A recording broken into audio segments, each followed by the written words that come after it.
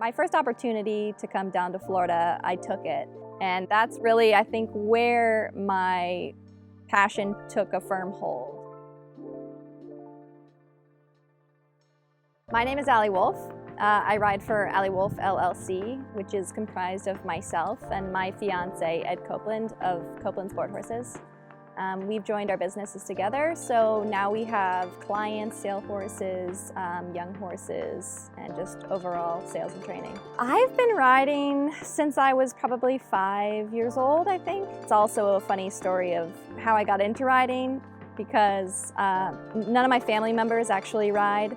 So we think it's just from going to fairs, pony rides, birthday parties.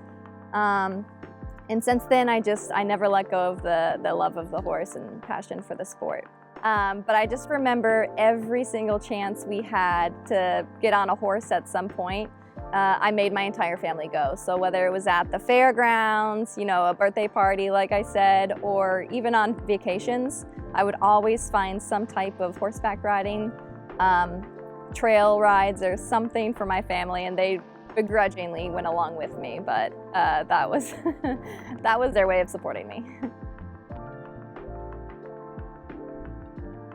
I had the opportunity to come ride with Ann Krasinski when I was about 13 years old. Before that, I was at a local barn in Ohio, so I never really knew what the top of the sport looked like, only had heard about these amazing athletes. So my first opportunity to come down to Florida, I took it. And that's really where I saw this new world of Wellington. And that's really, I think, where my passion took a firm hold of the fact that I wanted to do this forever. And I wanted to see how far I could get to the top. And that was my goal.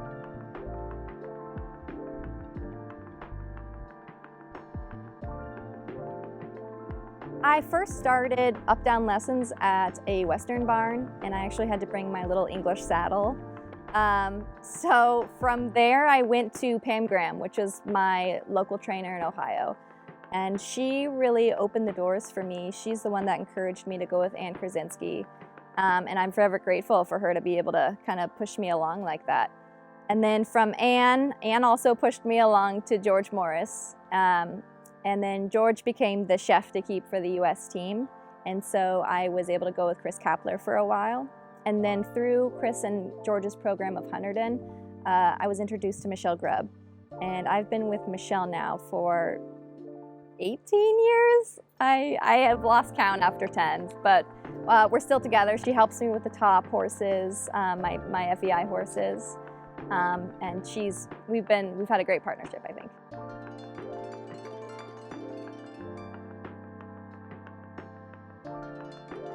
One general quote for me would be, and especially something to tell our clients when they're down and out, that failure is just another opportunity to learn.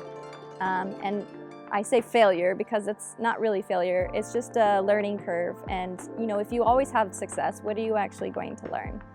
So take these opportunities and reflect back on them and live in the moment with them. And it's a little uncomfortable, but I think that's how we really are able to learn and grow and move from that.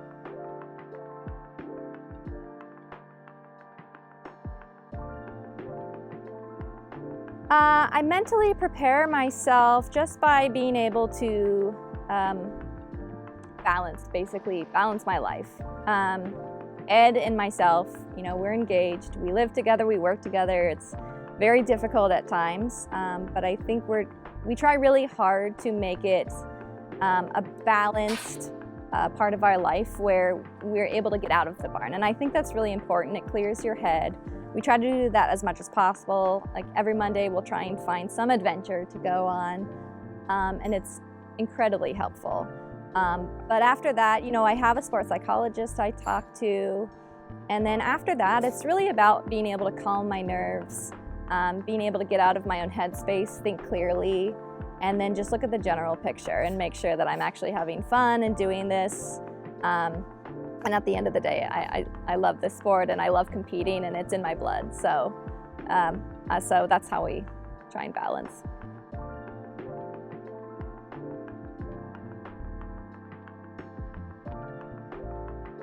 Ed and I met, almost maybe 10 or so years ago. We don't actually remember how we met. We were friends for a long time first. I always joke because he was always dating people.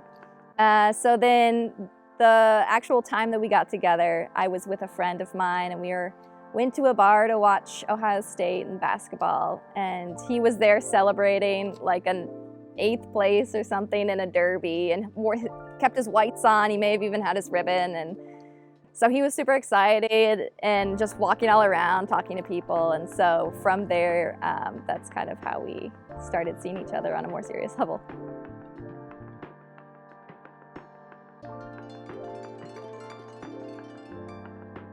We decided to merge our businesses about 3-ish years ago. He had always worked for Jeffrey Wells, and he's worked for him for the past, for 12 years before this. And so it was actually his first time as well, going out on his own, and mine as well. And so I had my business for about 2 or 3 years before that.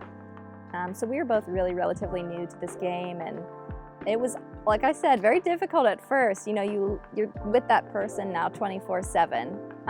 So it was really, I think, great for us to learn how to be able to live with each other, still be happy and excited, and not bring work home. I think that's what we've really come to establish, is to try and separate our barn life from our personal life. And we're still learning, but at the end of the day, we both say that we'd never want to do this with anybody else. So I think that's a good sign.